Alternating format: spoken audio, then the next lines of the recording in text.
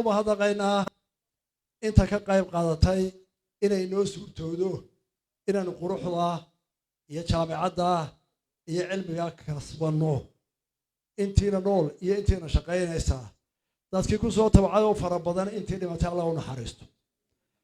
kuwa nool ka soo qayb qaatayna mahadnaqiya abaal baynu u haynaa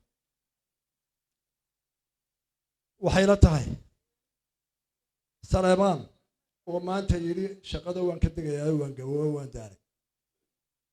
أنا وأكون حجابي دينته واحدة اللي جمعوا وينه لكن واحد يدينا يا بروفيسور سليمان معلن كاجي بانول بريسبل كاجي يسكوا قري وعافبات قوي أول شقيه حجابي وحكسي كي هذه حاجات نود الدشينيسة حسن ما يجاكوا النوري لبضي نادرة قري مد حمر بالجود لي مركي حمر ضدها قوية كانوا أبي مولده محمد يسبوها نكى سواق بتاعي سجى شقة قري سجى أبي بالجود لي ترى وهايب لودري شاهد لماذا قاركين حسن وناظروها ولا أنا بتركز وصار له ونوري معلم يتيش مركات دي هدي تسكيك سووري نوري هاي حق ونود تشجر معه وكم بشر كي برابه وحلكوا كوسو صعدا حسقوا دقائق ولا وحجيا حلكوا يوسو صعدا نلا سوى يوم يا سويسا شلي بايحي لا بقول ما أنا قارئ أفر كلاسهم من صدم قرش الأثيب بانوه عمود ما تنا الحمد لله أنت أصير كورونا لكات يا أدونك وحيلتها الدين معلن كيجي وكهذا لما تعلمت قانا وكهذا واجبي نيرون اللي يروها شركتك السعودية أفتهمين واحد موضوع ما أنت هالكن له هي أنت اللي جاي تذكيري هالكاي كقاضي ما كقاضي هالكاي دقيقة بان دقيقة وقدم بين مايو سفة عن بوشر حلمانتها حفلة الوجود أنا جوا حيلا قد بون ناردين ورهوا وانقرق هذيك ورهوا وواحد سوي هذيك ورهوا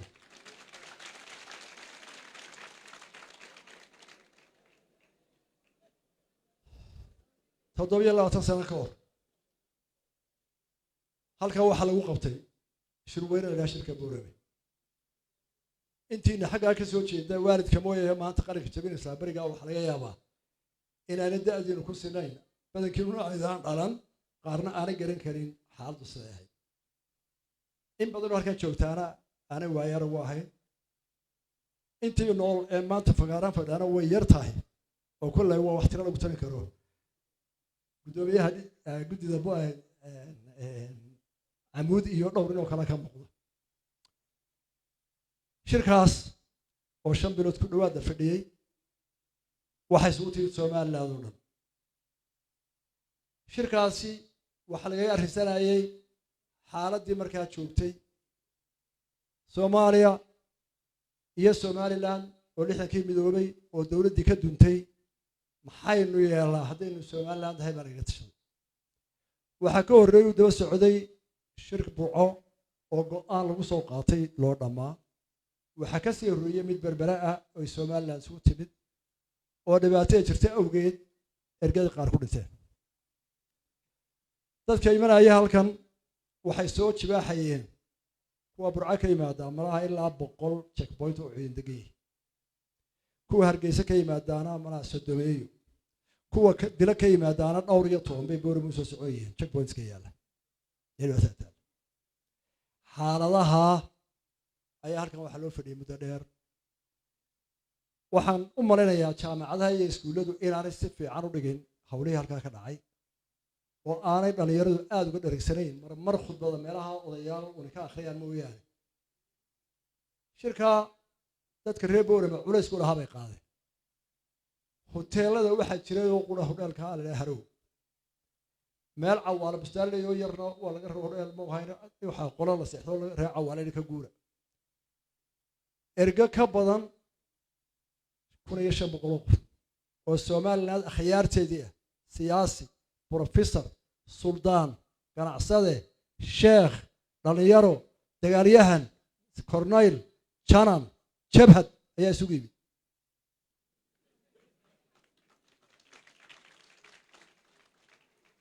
بورما قلوا وين مراهين غلير به دمان قف ولا ريب وربي غورغيسي وحو قيبي لبا انو غلاير مرتاسيو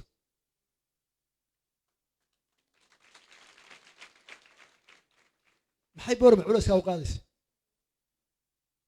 maxay baa ku xukuntay waa ku xoog weyneyd maxay u qaatay danteeda ku jirtay mustaqbalkiina inaad jaamacada ka soo baxday bay saa waartiin u qaateen waxay u soo qaateen in la helo xal marka hore nabad lagu helo iyo in la helo xal dadku ku wada dhaqmo oo Somaliland ay dhammaanteed ku wada dhaqanto oo ku wax ku wada qabsato halkaasina wuxuu noqday inay dawlad dhista Somaliland si ay uga baxdo dhibaatooyinka mustaqbalka u yeelato halkaa waxaa lagu qoray axad qarameedka horreeyay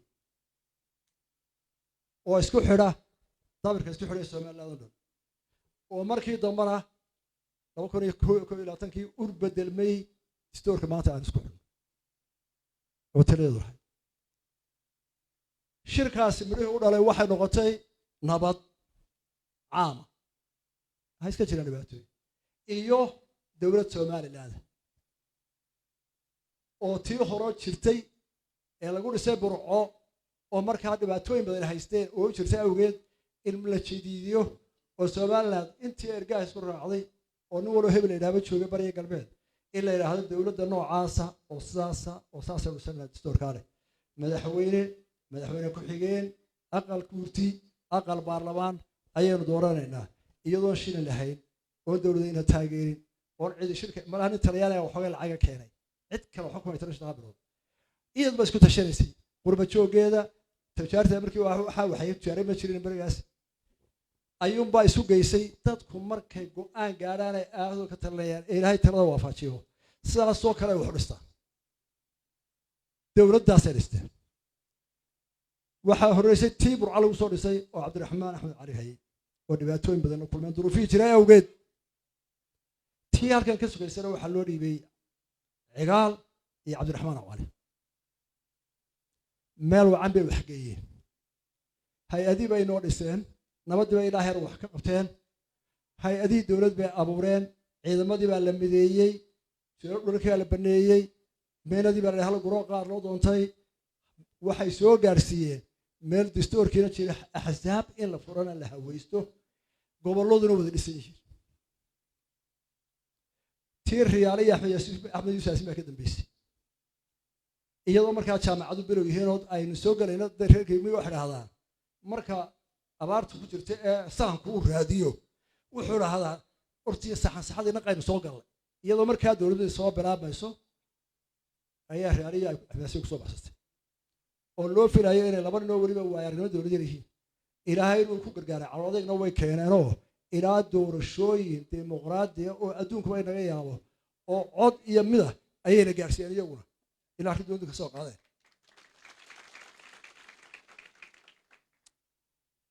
inta nin walaal xil soo qabtayba saddex hal baa u haystay udurixaadka saddex hal baan ka leexan karay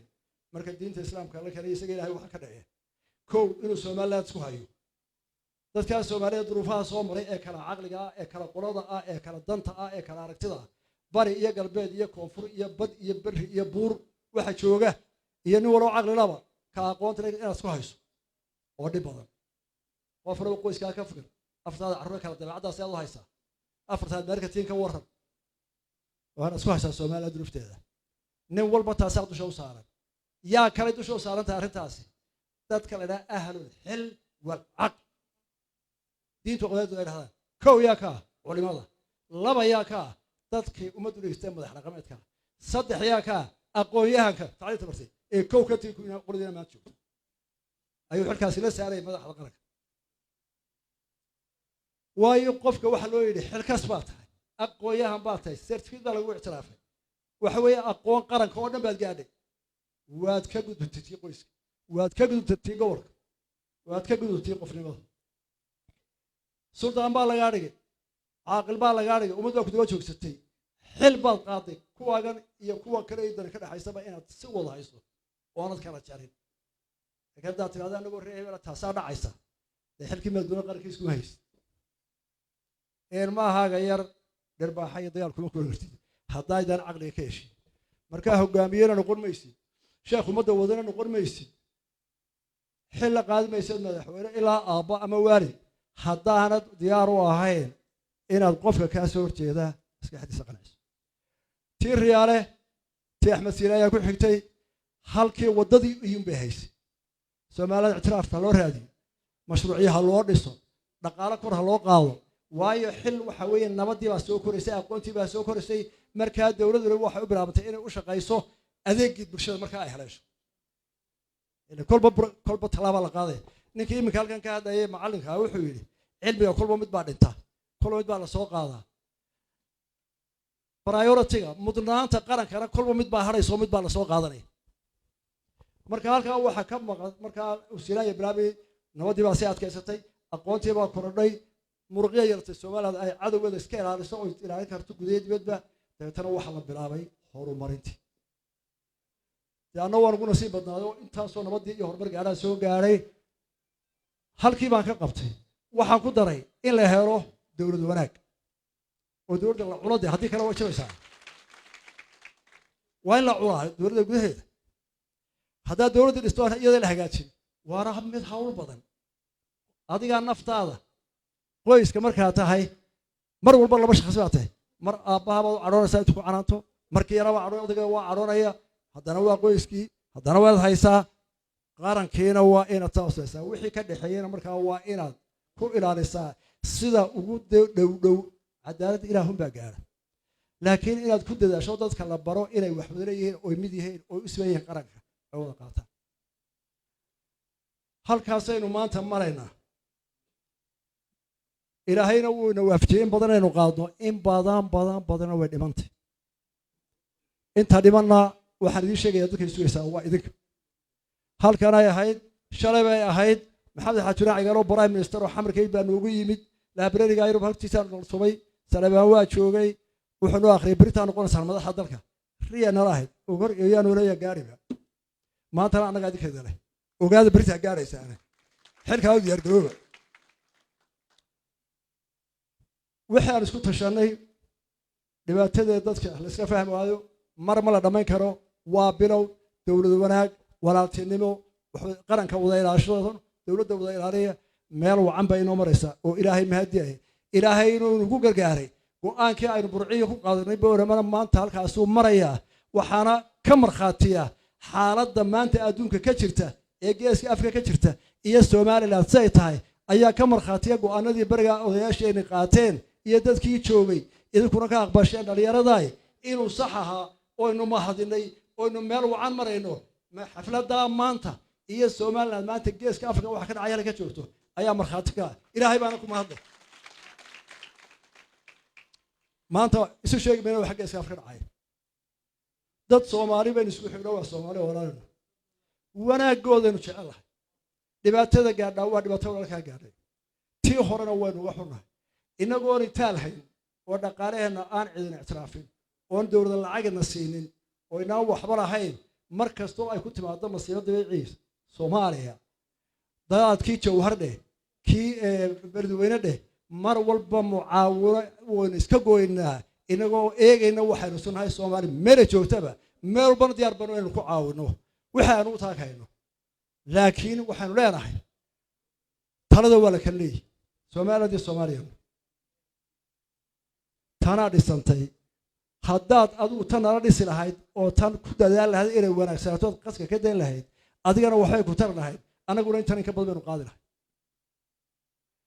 maanta dagaalada geeska afrika ka socda ee jaararkeena ka socda ee ololay Soomaaliland nabad buuxda ay ku joogtaa ilaahay waa mahadnaq laba shicibka intiisa badan baale nabadda oo iyaguna ilaashaday waxa koreen u mahadnaqaynaa dadka naftooda u horay ee maalin walba u dhinta ee xabad ugu dhacdo isagoo nabadda ilaalinaya qaarad ila qaarad ee wada garanaysan ee qoysaskuna ka mid ahaayeen iyagoo nabadda ilaalin lagu laayay ciidamadu dadka waxay dheer yihiin adigu aqoon baad ku caawinaysaa talaad bixinaysaa saayeela aqoonyahano odaygu taluu bixinaya baacimtarka shirkadaheena allaha barkeeyo marka la adkaado loo carara lacag bay bixinaya laakiin naftiisa huraaya oo inaydan maanta idinku dhiman askariga halka jooga wuxuu diyaar u yahay haday balaa dhacday xabad soo dhacdo inay nabad galno isagu xabada soo dhigo ilaahay baa lagu mahadiyaa in la helo caynkaas oo Soomaaliland ilaaliya dhammaanteen inuu heerka gaadhnaa baan doonayaa oo nu saas oo jeclaana hadii Allah yiraahdo عمود محاك الربا ما أنت إنما ذاك بحيها الله كبحيها عمود لو بحر اسمه هلبيس وجامعة قرن كوريس وجامعة أوركس Soomaali afko inta ku hadashay Soomaaliland oo dhan ba soo marto nin walba ku faanayo ka dhig waxaan doonayaa waxay joogtaa hoygii lagu qabtay shirkii Boorame waxay joogtaa magaaladii lagu sameeyay calanka Soomaaliland midabkiisa waxa ka baxaysaa halkii lagu sameeyay heesta qaranka Soomaaliland waxaan ka doonayaa oo Soomaaliland ka sugaysaa jaamiciyiinta reer Boorame iyo dhalinyarada Boorame iyo odayaashooda iyo waayirkoodaba inay qaadaan qaranimada Soomaaliland caalankeeda sharafteeda horumarkeeda iyo taladeeda inaad horumar ka noqotaan baan doonayaa annaan ku faano waa jaamacadayda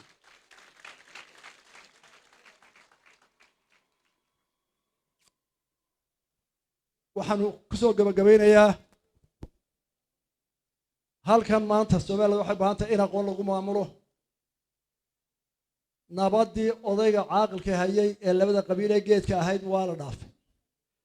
nabadda maanta Boorame meel ka xumaatay meel ka xumaatay dalka kamid ah waxa ku jira Ruushka Mareykan iyo cid kasta iyo dawlad kasta iyo khaliij iyo ku jira magaalo kasta oo dalka adduunka jirta maanta haday waxay dhacaan gacmo badan baa soo galay